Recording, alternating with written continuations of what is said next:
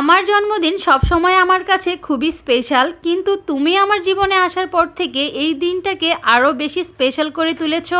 আজকে আমার বার্থডে কোথায় সেলিব্রেট করলাম, কি কি খেলাম, জামাই আমাকে স্পেশালি কি গিফট করলো, সেই সবকিছু নিয়েই থাকছে আজকের ভিডিও। সো হ্যালো এভরিওয়ান, আসসালামু আলাইকুম, welcome to my page Trishna's daily blog. আমার জন্মদিনে আমি যতটা না এক্সাইটেড থাকি তার থেকেও দ্বিগুণ পরিমাণে এক্সাইটেড থাকে আমার জামাই। সত্যি এমন মানুষ পেয়ে আমি সত্যি অনেক ভাগ্যবতী। সে এক মাস আগে থেকে প্ল্যানিং করতে থাকে কোথায় ঘুরতে যাব, কি কি খাবো, কি করব, আমার গিফট কি চাই, এই সব কিছু। শত ব্যস্ততার মধ্যেও আমার জন্মদিনে আমাকে কিভাবে খুশি করা যায় তা নিয়ে চিন্তা করে সব সময়। সত্যি এই ব্যাপারগুলো আমাকে খুবই মুগ্ধ করে। তো আজকে আমার বার্থডে সেলিব্রেট করার জন্য আমরা দুজন মিলে চলে যাচ্ছিলাম মিরপুর হাওয়া রুফটপে। এই রুফটপটা অনেক বেশি সুন্দর, কিছুদিন আগে দেখলাম খুবই ভাইরাল হয়েছিল আর দেখতেও খুবই এস্থেটিক একটা ব্যাপার আছে। তো দুজনে মিলে ভাবলাম এখানেই যাই, আর আমরা যেহেতু উত্তরায় থাকি তো ভাবলাম মেট্রো রেলেই যাই। তো আমরা দুজনে মিলে রিক্সা করে মেট্রো রেল স্টেশনে চলে আসলাম। তো সে 10 মিনিট লাইনে দাঁড়িয়ে থেকে 2টা টিকিট সংগ্রহ করে তারপর আমরা উপরে চলে আসলাম। দেখলাম অনেক মানুষ দাঁড়িয়ে আছে।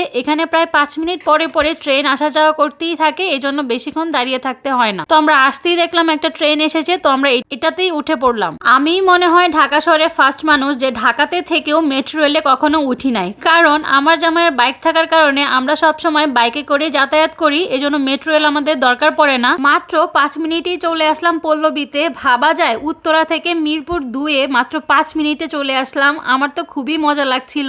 মেট্রো রেল থেকে নামার পরে আমার জামাই তো ফুলের দোকান খুঁজতেছিল, এখানে আশেপাশে কোথায় ফুলের দোকান পাওয়া যায় সবাইকে জিজ্ঞাসা করছিল। তো একটা লোক দেখিয়ে দিয়েছিল কোথায় পাওয়া যায়, তো আমরা সেখানে চলে আসলাম। তো এখান থেকে আমার জন্য একটা ফুলের তোড়া বানিয়ে নিচ্ছে। আসলে ফুল এমন একটা জিনিস যে কাউকে গিফট করলে অনেক বেশি খুশি হয়ে যায়, আর আমার তো অনেক বেশি পছন্দ ফুল। তো সে এটাই বলছিল আজকে যদি তোমাকে আমি ফুল গিফট না করি তাহলে তো আমার অনেক পাপ হবে। এই কথা শুনে আমি তো অনেক হাসতেছিলাম। তো যাই হোক, ফুল পেয়ে আমি তো অনেক বেশি খুশি। আমার কাছে মনে হয় ফুলের থেকে বেস্ট গিফট পৃথিবীতে আর কিছু হতে পারে না। এই গিফটটা করলে সবাই অনেক বেশি খুশি হয়ে যায়, ছেলে থেকে মেয়ে সবাই অনেক বেশি পছন্দ করে। তারপরে আমার যেহেতু বার্থডে, কেক তো কিনতেই হবে। কেক আর ফুল নিয়ে আমরা চলে আসলাম রেস্টুরেন্টে। লিফটে উঠে পড়লাম। এটা লিফটের 4 তলাতে অবস্থিত। তো ভিতরে ইন্টেরিয়রটা দেখছিলাম ঘুরে ঘুরে, আর এখানে দেখলাম মিরর দেখলে তো আমার সেলফি তুলতেই হবে, কারণ মিররে সেলফি ভিডিও করতে আমার অনেক অনেক বেশি ভালো লাগে। তারপর ঘুরে ঘুরে এদের সবটা রেস্টুরেন্ট ঘুরে ঘুরে দেখছিলাম, অনেক বেশি সুন্দর, অনেক বেশি অ্যাস্থেটিক। পিকচারের জন্য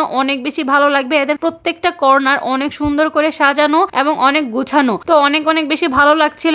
অনেক বড় এরিয়া নিয়ে করা হয়েছিল, দেখতেও বেশ ভালো লাগছিল। আর হাওয়া যেহেতু নাম রেখেছে, এটা কক্সবাজারে একটা থিম রেখে করা হয়েছিল, দেখতেও বেশ ভালো লাগছিল। মনে হচ্ছিল ছোট্ট একটা কক্সবাজারে চলে আসছি আমরা একদিনের জন্য। তারপরে আমরা দুজনে একটু ভিডিও করে নিচ্ছিলাম, আর এই রিলটা আমি অনেক দেখেছি মানুষের করতে টিকটকে, তো ভাবলাম চলো আমরা এটা একটু ট্রাই করি। তারপর ভিডিও করার পরে আমরা চলে আসলাম ভিতরের ইন্টেরিয়রটা দেখানোর জন্য। এই যে দেখেন ভিতরেরটাও অনেক বেশি সুন্দর আর অনেক বড় ছিল। এদের বিশাল জায়গা নিয়ে করা হয়েছিল, আপনাদের যেখানে ইচ্ছা সেখানে বসতে পারেন। তো আমরা ভিতরে চলে আসলাম, কারণ বাইরে অনেক বেশি ঠান্ডা লাগছিল, এই জন্য আমরা ভিতরে এসে বসলাম। এদিকে আমি সেলফি ভিডিও করছিলাম, ওইদিকে জামাই আমার বিহাইন্ড দ্য সিন করছিল। এটা খুবই ভালো লাগে ব্যাপারগুলা, সুন্দর সুন্দর ভিডিও ফুটেজ পাওয়া যায় ওর কাছ থেকে। তো যাই হোক, আমরা দুজনে ছবি ভিডিও করে নেওয়ার পরে ভাবলাম খাবারটা অর্ডার দিয়ে দিই, কারণ অর্ডার দেওয়ার 20 থেকে 25 মিনিট পরে খাবার আছে। তো এদের মেনুগুলো আমার বেশি একটা ভালো লাগেনি। বেসিক কিছু মেনু ছিল, জাস্ট কাবাবের কিছু আইটেম ছিল এন্ড ফ্রাইড রাইস মানে চাইনিজ কিছু আইটেম ছিল। তো যাই হোক, যেগুলো ছিল এখান থেকে আমরা পছন্দ করে দুইজনের জন্য 2টা অর্ডার দিয়ে দিলাম।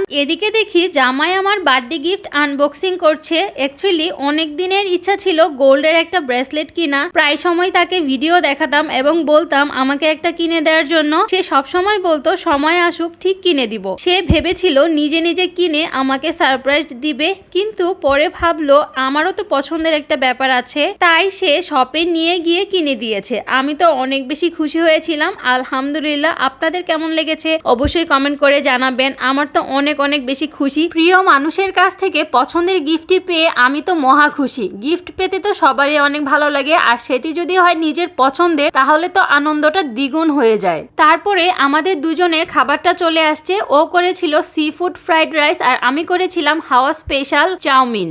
এদের মেনুতে খাবারের আইটেম কম থাকলেও খাবারগুলি খেতে বেশ মজার ছিল। আমার কাছে তো সি ফুড ফ্রাইড রাইসটা অনেক বেশি ভালো লেগেছিল। অনেক বেশি টপিংস ছিল, অনেক অনেক বেশি চিংড়ি ছিল, মাশরুম ছিল, তারপর চিকেন ছিল, ক্র্যাব ছিল, মানে ভরপুর ছিল। আর চিংড়িগুলো অনেক বেশি বড় বড় ছিল, খেতে তো বেশ মজা লেগেছে। সব থেকে বেশি ভালো লেগেছে আমার হাজবেন্ডের, কারণ সে সি ফুড লাভার, তার তো সি ফুড অনেক বেশি পছন্দের। তো আমরা দুজনে মিলে দুইটা ডিশ খুবই এনজয় করে খেয়েছিলাম, তবে প্রাইসটাও একটু বেশি ছিল এদের। তো যাই হোক, তো খাওয়া দাওয়া শেষ করে এবার কেক কাটার পালা। বার্থডে যেহেতু কেক তো কাটতেই হবে। আর এবার ট্রেসি ট্রিটের এই কেকটা আমার অনেক বেশি পছন্দ হয়েছিল। এরকম টাইপের কেক এর আগে আমি কখনোই দেখিনি, কারণ ওদের বেসিক কিছু আইটেম থাকে ওগুলোই সবসময় পাওয়া যায়। তো এবার গিয়ে এই কেকটা আমার অনেক বেশি ভালো লেগেছিল। তারপর কেক কাটলাম, আমি নিজে সবার প্রথমে খেয়ে নিলাম, এটা নিয়ে জামাই অনেক বেশি হাসতেছিল। তারপর ওকেও খাইয়ে দিলাম। তো এই ছিল আমার বার্থডে ব্লগ। কেমন হয়েছে অবশ্যই জানাবেন, আমার জন্য দোয়া করবেন। আল্লাহ হাফেজ।